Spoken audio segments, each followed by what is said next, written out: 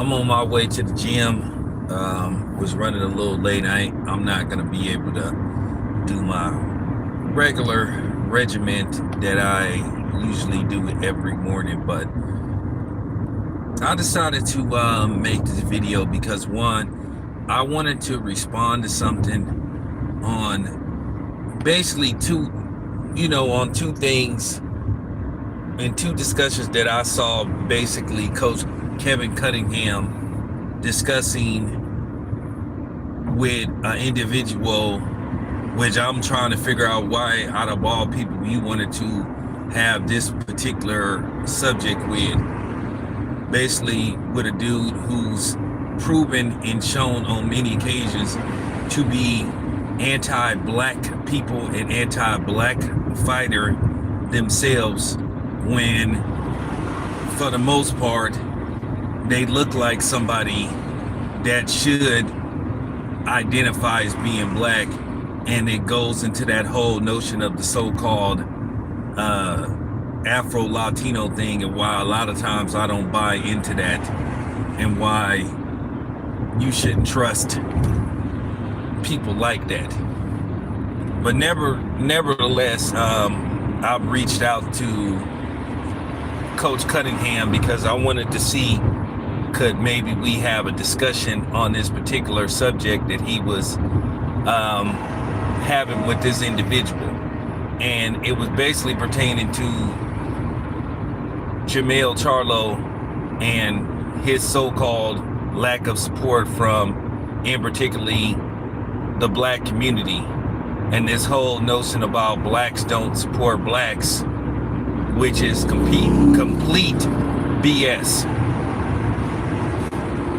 And what I find funny is it was just the whole notion of who he was discussing this with. And once again, I'm gonna tackle this whole subject on how black media is treated, when a lot of times we try to attend these events, and how we're treated by some of the fighters. And I'm gonna say this once again: Jermell Charlo doesn't deserve the support of the black community, because way too many times this dude has thumbed his nose up at the black community and disrespected the black community. So if he going around telling people that his community don't support him, or whatever the case may be, if that's what he's saying behind closed doors, then he's not telling the truth. He's brought it on himself. But I am really going to address the individual that conducted the interview with Coach Cunningham, because that dude is a flat out fraud through and through. But I saw Coach Cunningham basically talking about, pretty much the fight with Canelo and Charlo had primarily Hispanics, and particularly Mexicans. And Charlo didn't really have the backing that he thought he should have had, and why wasn't we there, and why wasn't we supporting him, and all this kind of stuff. I'm gonna say this once again, and I'm still trying to keep this on a professional level, because I really could go in on Jermell and Jermall Charlo on basically their inconsistency. Jermell Charlo has had a history of disrespecting, in particularly black media, being unapproachable. Like I said before, this dude threatening people. Like I said, always got heat and want to threaten black media and threaten black people. But when he had a chance to prove how gangster he was, he didn't do nothing. This is a dude that threatened Jared Hurd and his fiance, talking about I'll kill you and your B, when he got slapped by Jared Hurd, and he did nothing.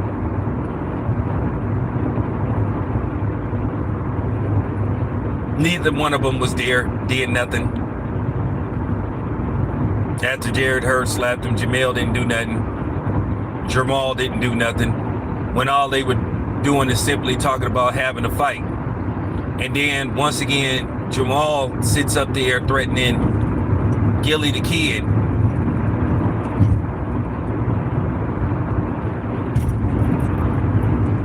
But when he got slapped by Caleb Plant, he didn't do nothing. And allegedly, he got slapped twice. Just like a few years ago, a while back when,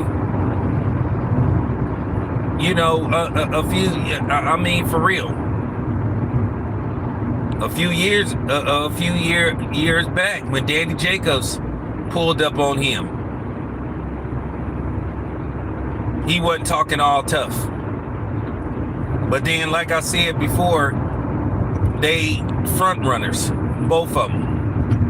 And then you saw Jamel sit up there and threaten Deontay Wilder, talking about he got riders that's willing to ride for him. Well, wait a minute. Why didn't you talk like that towards David Benavidez when he got into it with your brother? Why weren't you talking about you gonna get your riders on David Benavidez? Where was your riders, Caleb Plant? Where was your riders for Canelo? But you always want to pop off at the mouth when it comes to black people and make your fake threats.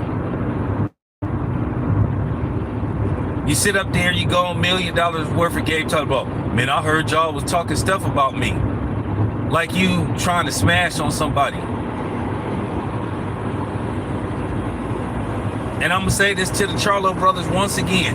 Ain't nobody scared of y'all. Nobody. Nobody don't believe in y'all. Nobody don't believe in none of the stuff y'all be talking. Y'all just be huffing and puffing, but you ain't gonna blow the house down. Because when you had a chance to blow the house down, you didn't do nothing. You sat up there and you called black media broke. You sat up there and said that black media was jealous of Ellie's setback. You sat up there and criticized the organization that, you know, I'm affiliated with, that I know people that's affiliated with that organization. You said F them.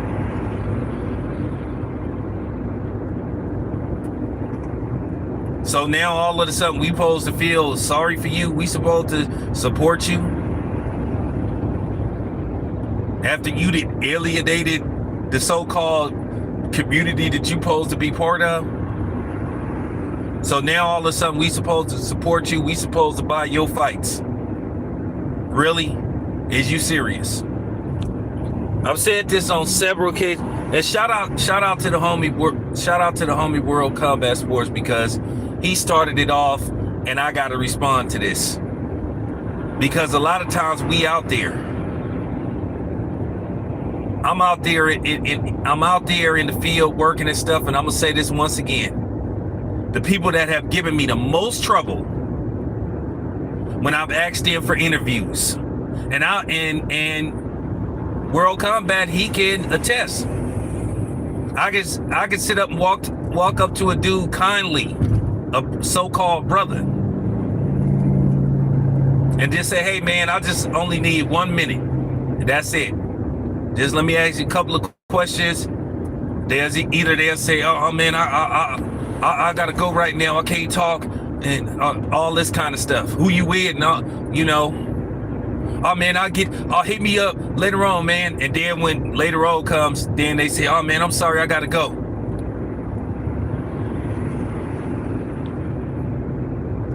But then they'll turn around right before, you know, they bounce. You'll see them talking to non-black media or white media, giving them 5-10 minute interviews. And all I want is 1 minute of their time. But I'm not good enough to talk to. I see this all the time. I go through this all the time with these dudes. Like one fighter, and I'm not even gonna say his name, because I try to stay loyal to the soil, and I still try to protect these brothers out there. It was one fighter I asked for an interview,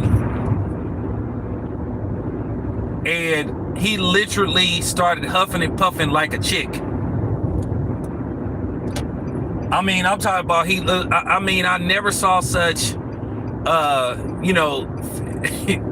feminine energy. I don't want to do an interview. I don't feel like doing interviews.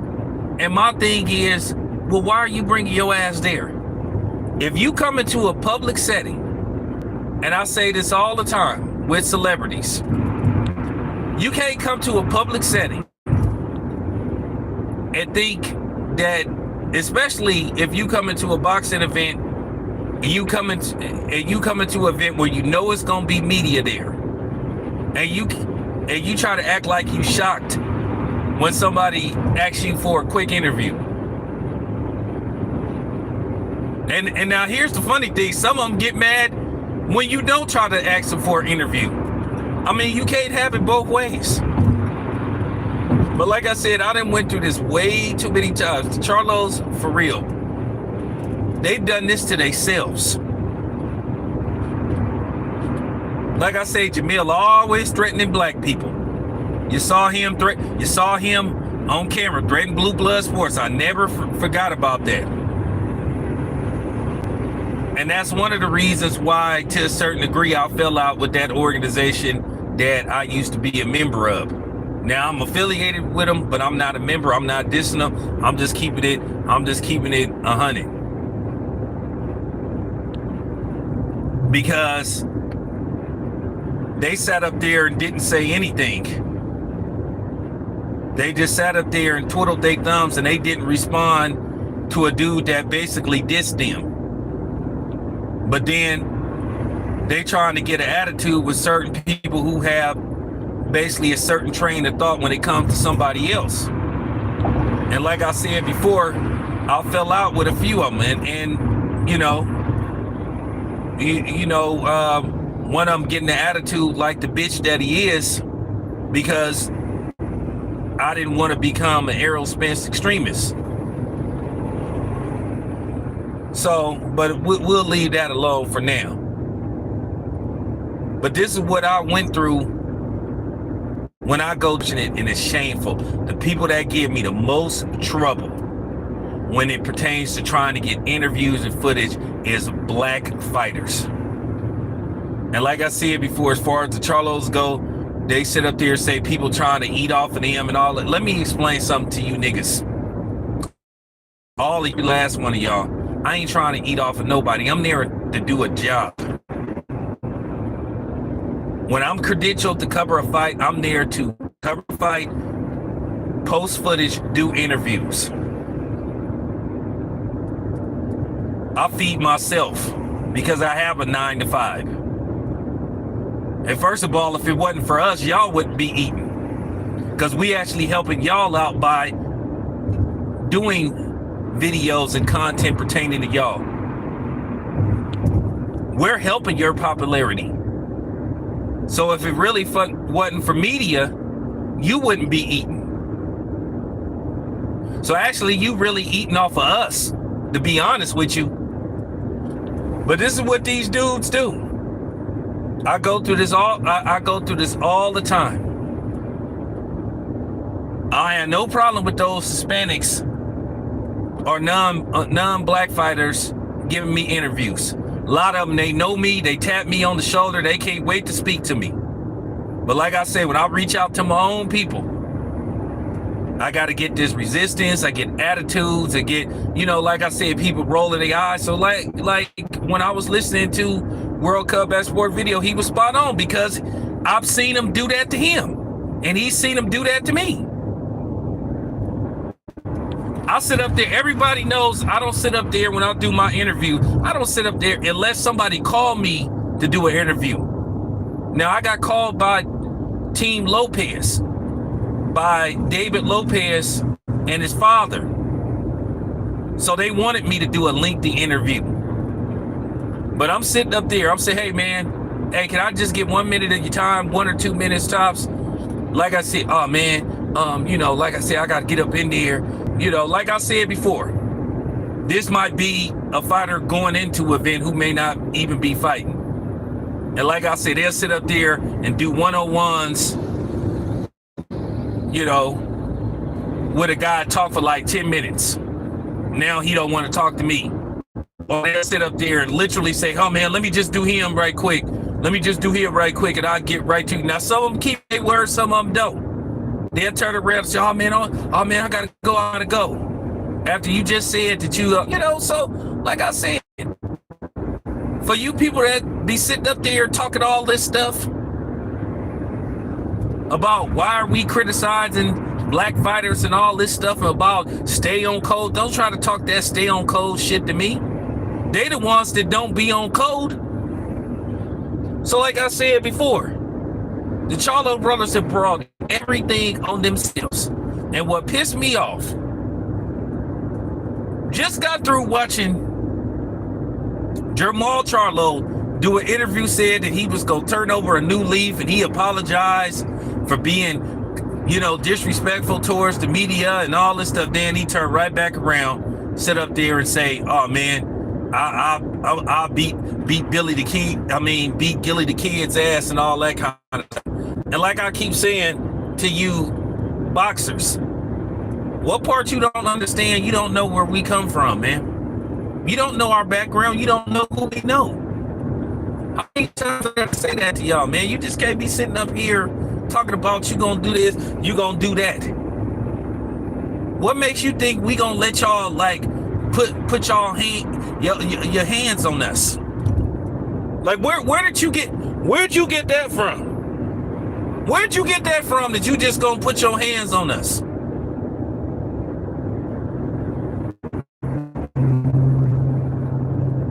So that's why I had to respond to Coach Cunningham.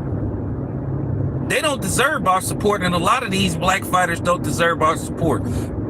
Because a lot of times when everything is going good for them and stuff, when their popularity is on an all-time high, they dismiss us. Now, I will say this much. Now, I know there's this notion that's going on now where everybody, a certain group of people are now, because they may be aligned with one person. Now, I know now the new thing is to basically go after Shakur Stevenson. But I'll say this much about Shakur Stevenson. You know why I ain't made no videos? And Shakur, he listened to my channel. Every time I've asked Shakur Stevenson for an interview, he's giving it to me. No problem. Same thing with Regis Prograis.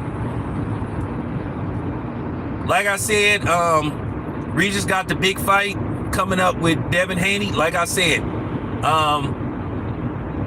Regis has never denied me an interview. Matter of fact, Regis is probably going to be coming on the show probably next week. Listen, born and bred in Oakland, grew up in Oakland. Of course, my loyalty is to my city. But at the end of the day, I got a job to do too.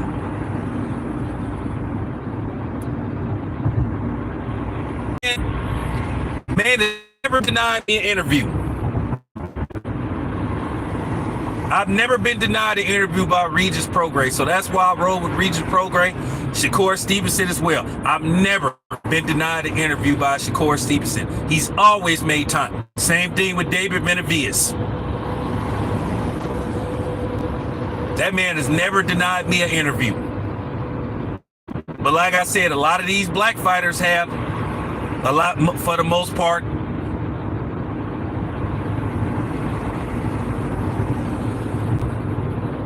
I can't think of one non-black fighter that I've asked for an interview and they got an attitude and turned me down. But like I said, if I named all the black fighters that gave me problems, I already told you what Carissa Shields did. She rolled her eyes at me when I saw her in New York earlier this year. I guess she recognized my voice. But that's okay though. Because at this point, I don't give a damn if Carissa Shields ever do an interview with me, because one, I don't want to talk to her. Because I get tired of her trying to emasculate black men by sitting up here always talking this stuff about she can fight a man and she'd beat a man and all this kind of stuff. Like, okay, if you really believe that you could beat Keith Urban, if you fought Keith Urban and he went full thrust and you could beat Keith Urban, okay, well, all right. I think most of us know what the end results will be.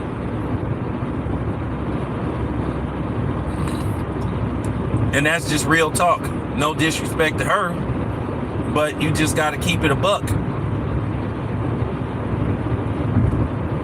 So like I said before, as far as Jamal and the Charlos go, as far as people not supporting them, they did it to themselves.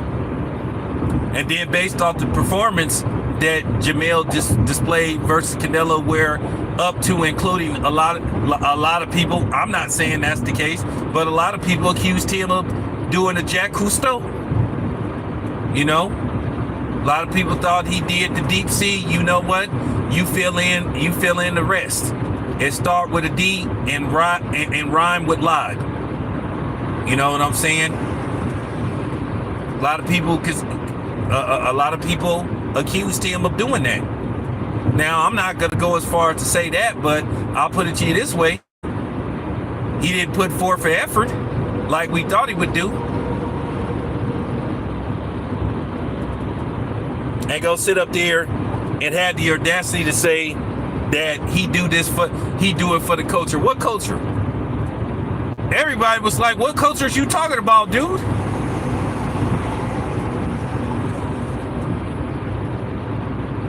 And then to sit up there after the Canelo fight was over and say, well, at least you didn't get knocked out. Oh, really? So that's what it was? You never intended to win the fight? You basically was there to survive? And then once again, I'm gonna respect Canelo for even taking a fight like that because one, nobody asked for that fight. One, it didn't make any kind of sense whatsoever. And then, did anybody really believe that Jamal had a chance of winning that fight who had been out of the ring for over a year? It was a money grab for Canelo and it was a money grab for Jamal. Both of them is at fault for that fight. I blame Canelo just as much for that fight as I blame Jamal and Al Heyman for putting that fight together. And that's exactly why one of the reasons why Showtime told the PBC to get out. And I don't believe that fight did no 600,000 pay-per-views. I don't think it did remotely that much. Yeah, I'll say it. Because a lot of the people that went there said it was a lot of empty seats and said that they closed off certain sections. Because once again, Jermell don't have no fan base because nobody cares for the dude. People have seen this dude on social media attacking black media, attacking black people, threatening black people. But like I said before, you ain't threatening to get your hitters on Benavides. They threatened to get your hitters on Canelo. But like I said, you good for threatening black people, threatening Wilder. When, Wilder talking about, and this is why Wilder has the popularity that he has. Even in 2 back-to-back defeats with Tyson Fury, he gave it his all. He went out like a man. And a lot of people that, the biggest fans of Wilder said that he had their respect. And Wilder proudly represents his people. No shame what use that in the community. But then you got Charlo trying to undermine Wilder. To be honest with you, probably is because he was jealous. Sitting up, Wilder needs to stop doing this and stop making stuff about black and white. But then you sitting up there, you want the so-called support from the black community, but you and your brother sitting up there sucking up to Canelo, talking about Viva La Mexico, talking about you look up to Canelo. For what? Why would you want to look up to Canelo, a Mexican? And no disrespect to Mexican people, but there's plenty of brothers you could look up to. plenty of black fighters that came before you, and you did all that ass kissing, and they still didn't respect you. They was booing you. They was making fun of you. They was calling you every name but a child of God.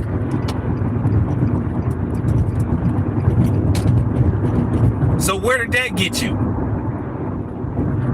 Where did that get you? Where are you at now?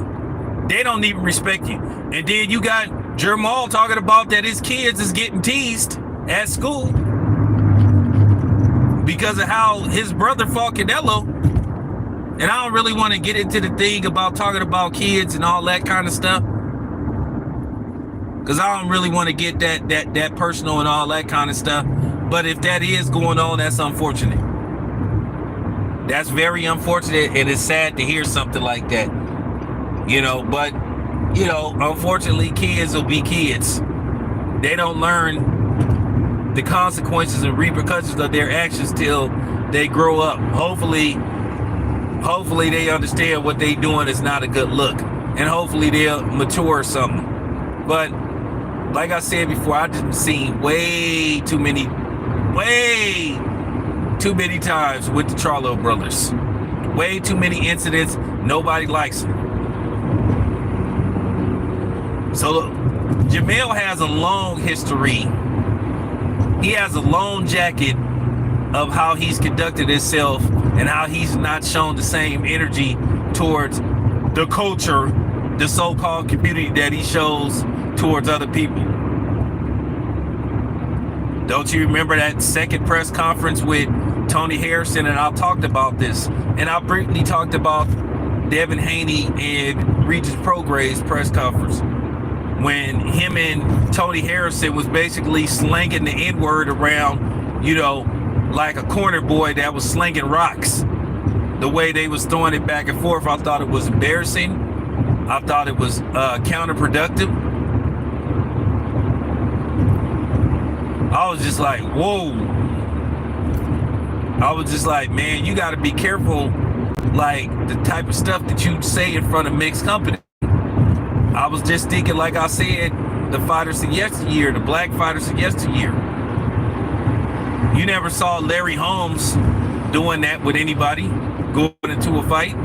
Never saw that with Sugar Ray Leonard and Marvin Hagler or Thomas Hearns or some of the people, or Floyd Mayweather Sr. They had press conference. They would basically try to promote the fight. And you can sell a fight without having to talk like that. You didn't see even Crawford and Spence doing that. And the black people, we showed up for Crawford versus Spence, even though Al Heyman himself don't really like to match black fighters up against black fighters.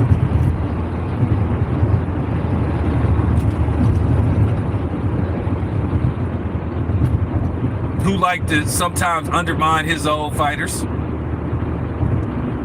So there you have it. Don't get mad at me. I say this with so much conviction and so much truth. That pissed me off.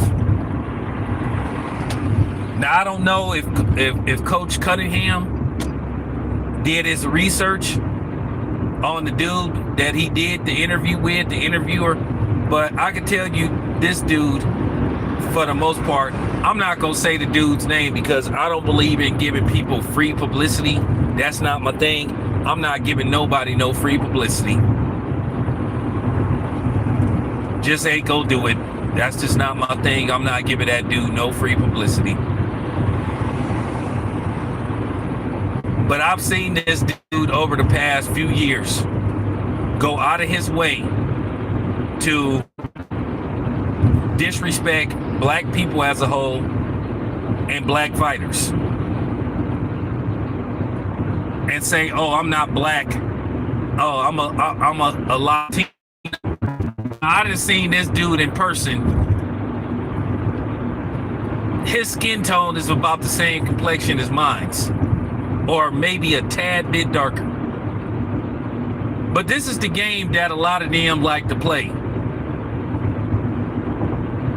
When they around black people, then they want to be black. But then when they ain't around black people, they say they not black. Fat Joe did that for years before all of a sudden he want to be black. He said he was a Latino. And I'm wondering, like Tariq Nasheed said, why all of a sudden they pushing this dude so hard, like, I don't know, trying to promote him as a black man, where he getting to host all these shows on BET.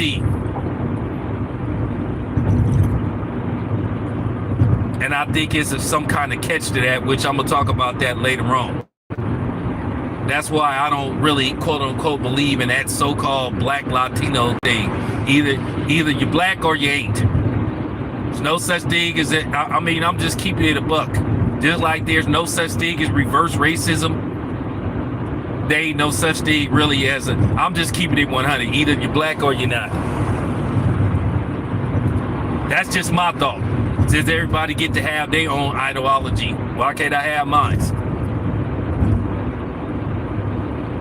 This dude for years been sitting up here dogging out black people and black fighters. So now all of a sudden you care about the black community? That's the wrong conversation to have with a guy like that. The dude is disingenuous and he fake. I've seen some of his content, and I've seen the dude in person. And I spoke to him to check his temperature. You know.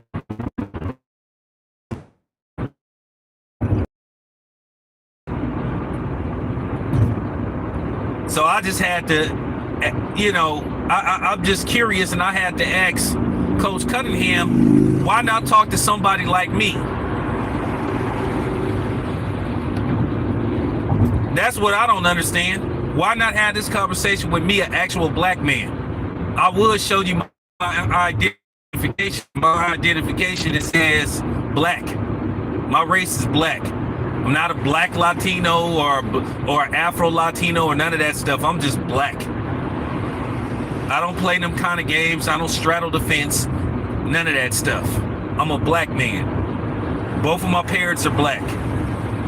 Now, I've reached out to Coach Cunningham. I got people reaching to him. Let's see if he'll have this conversation with me. Somebody you should be really talking to who's concerned about this type of issue. That's the wrong dude to be talking that particular subject. That dude is a complete fraud. And it's so funny. And this is why I tell black people as a whole, we need to stop always having to give an explanation to people on why we do this and why we do that. I just said this on several occasions. Black people, we don't have to explain ourselves to nobody. We the only group of people that have people trying to shame us for wanting to help each other. It's okay for a dude to say, hey, I'll look out for Mexicans. You know, us Mexicans got to do this. But then when black people say, hey, I got to look out for black people. Oh, man, you can't do that because of this. Because of that. No. I didn't say this. We don't have to explain ourselves to nobody, especially people that don't look like us. By us always feeling like we have to explain our actions, this is why people try to guilt us and shame us. Which you can't do with me, because I'm gonna say and do what I need to do. I am proud and will continue to look out for my people, the black community. I say that with the utmost conviction. And then you get black media that are so-called, I ain't gonna say black media, you have what you call anti-black media that happen to be black, that'll constantly put out material trying to undermine us. And then for some reason they'll try, the first thing that come out their mouth is, oh, these dudes are broke. How do you know what some of us have? I can say this much as far as some of the brothers in the LDBC, because I know a lot of people like to put out content talking about people in the LDBC is dead. I can tell you, I know some of these dudes in the LDBC, and I'm not gonna say who they are specifically, and I'm not gonna tell their business. Hey, look, some people like them, some people don't. I understand that. Just like some people like me, some people don't. But I can say I know some of these dudes in the LDBC is doing quite well for themselves. Some of these dudes own businesses. They made investments to where they don't have to worry about where their next meal is coming from. They have houses, multiple houses. So to sit up there and say that somebody's broke, how do you know? And why is you pocket watching somebody else? Now, I'm not talking about no specific person, but I noticed that's a notion that a lot of people love to put out, or put out guys like me, or people that might be part of the LDBC or affiliate with the LDBC. So this is where I have to defend them, some of them, because like I said, I don't get along with all of them. It's a few dudes in there that don't like me, and the feeling is mutual. They know who they are. They know who they are. That's real talk.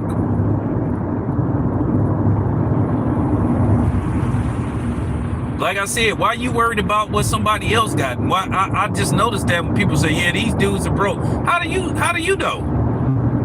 And some of these dudes is in law enforcement. So I just have to set the record straight when you hear these dudes saying that some of these dudes in the LDBC is broke and all this kind of stuff. Like I said, you don't know what the fuck you talking about, nigga. For real. Worry about your bank account, and don't worry about, I just don't understand that. And that's another reason why I had an issue with Charlo saying, oh, people are broke. Once again, how do you know what somebody got? I'm gonna say this much, I can't be too broke, because I can't pretty much sit up and jump on a plane and pretty much go where I want to go. Now, at the end of the day, you know, I am particular with how I spend my money and what I spend it on. I feel like this. I'm not the type of dude that like to spend a whole bunch of money for a simple necessity. What the hell I need to stay at $1,000 a night hotel for? If I get a hotel for a couple of $100 a night and it's in a decent area, or Airbnb. Just to say that I'll spend $1,000 when I can use that $1,000 to invest it or do something else. But yeah, I just needed to put that out there on the side note. But getting back to that dude, yeah, that dude is fake. Got a history of doing that stuff. So now all of a sudden, you want to tell us black people that we need to support black fighters because we're black. Who the fuck do y'all think y'all is? Who is y'all to tell us? Who is you non-blacks to tell us who we can support? So now all of a sudden we got your permission to support our own. Ha! Man, motherfuck y'all. That's real talk. But yeah, I needed to clear that up, since y'all always sitting up talking about somebody broke. Like I said before, I ain't talking about no specific person, but you know, if you think I'm talking about you, go ahead, respond. And I promise you I'll respond back, because I see a lot of dudes doing that stuff. So now I just want to see, to all you dudes who supposed to be anti this and anti that supposed to be black. So I want to see if people go call this dude out, who now are saying us blacks should support black fighters because they black. Like I said, a lot of people be having a nerve. So now I guess now dude is on that DJ Blad and Adam 22 stuff now, right?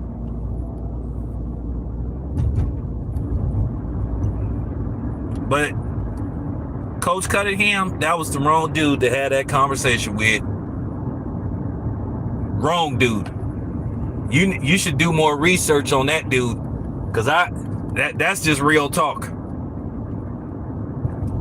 That dude been sitting up there dissing black people and black fighter as a whole, but he looks so stupid. And I remember somebody came on this channel. Oh, I'm not black. I'm Latino. But then you sure want to use that N-word though. You sure want to use that. Hey, that they love to pull that too. They love to pull that too.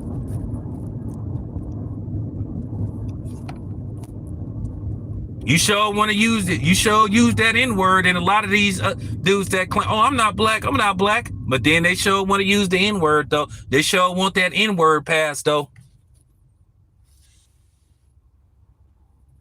Make that make sense.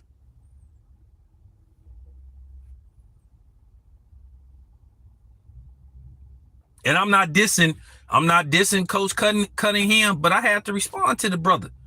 You more now. Let's see, man. Now come on my outlet, because I got my people reaching out to you. So come on my outlet, because I'll be more than happy to explain to you why people don't support Jamel or Jamal Charlo, and that they brought it on themselves. You think I'm gonna support somebody that go around threatening black people, threatening people from their own community, but then they don't want to threaten people that don't look like them? It's so easy to do that stuff. Got to display the same energy, man. Got to keep it real. Got to keep it real, man.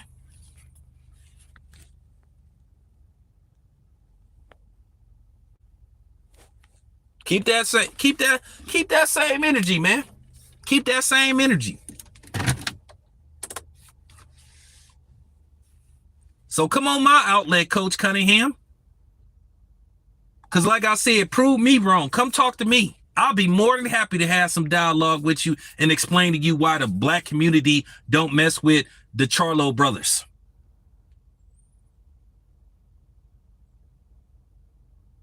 Like I just spent the first 45 minutes explaining to you. Like I said before, I stand on everything I say. It's a lot of fighters that I could have outed that look like me, that gave me a hard time. One fighter, he relatively new. I tried to do an interview. I asked him for an interview, and he got an attitude with me. But then when he saw that he was out of line, then he go come say, hey, man, I'm sorry. I didn't mean to do that. I could have outed him, but I didn't do that. So like I said, it's always our own people that sit up there dogging us out, that don't believe in value coming from black people. You don't value for real, you don't even value black people. I do value black people. It means everything when my own community reaches out to me.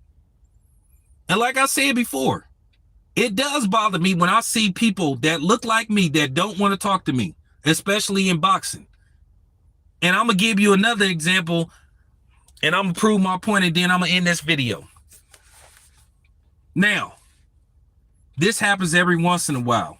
Now, they may do an interview with a dude that may look like them, but then out of the one person they do with a black person, they'll do 7, 8, 9 with a non-black person. Now, I know you guys remember when the Nike deal ended with Kyrie Irving.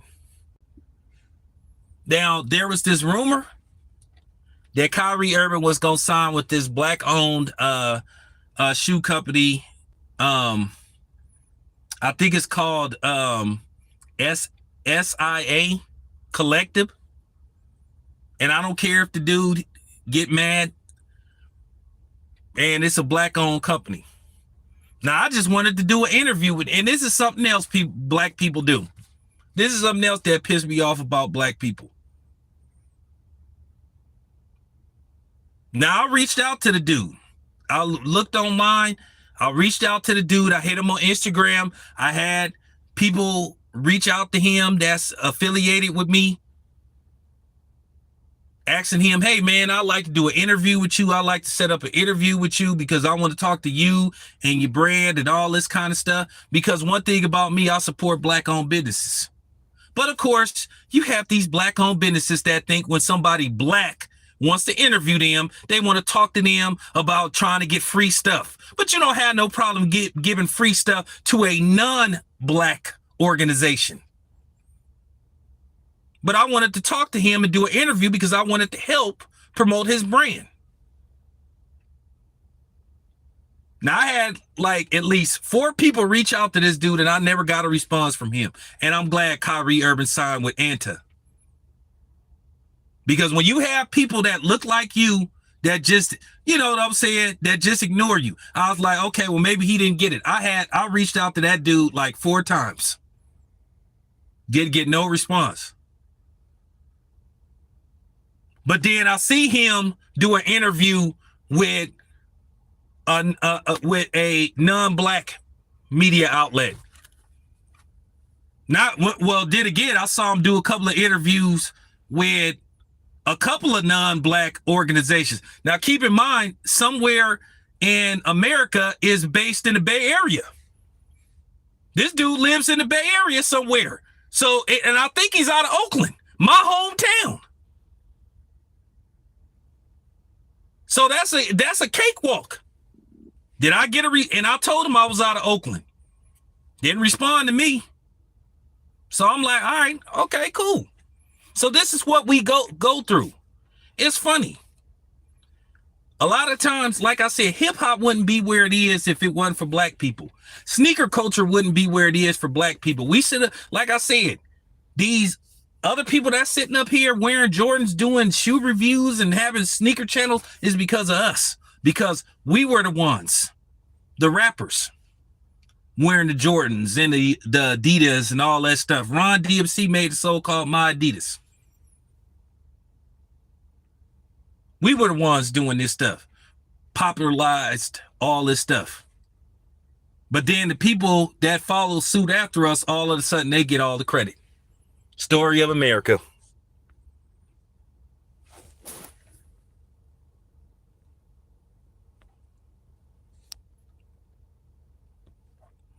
Story of America. So there you have it.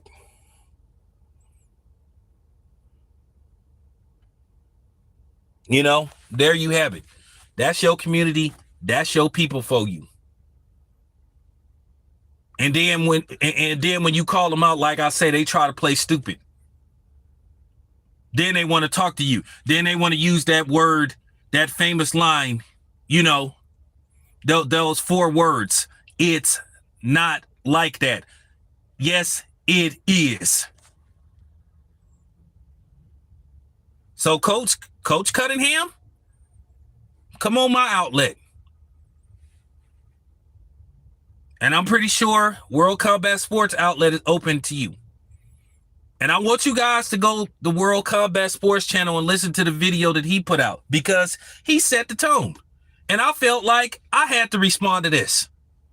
At the end of the day, I'm not worried about backlash. I've been doing this for a while. Why worry about backlash? You know, because at the end of the day, prove my point. You guys prove my point on a regular basis. How about this? Prove me wrong. Come on my outlet. Come on my outlet. And I want the people that's listening to me, that follow me, to go on these boxers channel and call them out and tell them to start coming on my outlet, World Combat Sports outlet. Stop putting value into these non-black outlets. Like I said, you accuse us of trying to eat off of y'all. You don't have no problem with those white or non-black media outlets eating off of you, quote unquote. So why do you care whether I eat off of you, which I ain't eating off of you? I got my paycheck on Tuesday.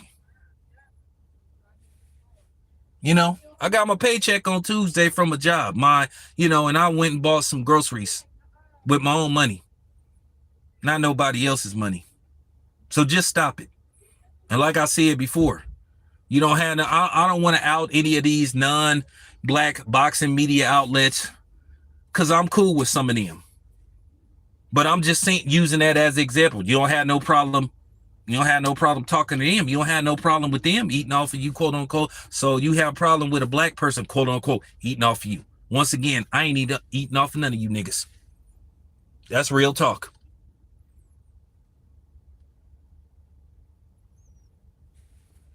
And this is what I was saying, that black people think ass backwards and stuff. Like I said before, that video I made a couple of days ago where I was basically talking about black people in particularly sitting up celebrating being in and out of jail and all that kind of stuff. That type of backwards thinking. So there you have it. Anyway, appreciate you guys listening. I'm out.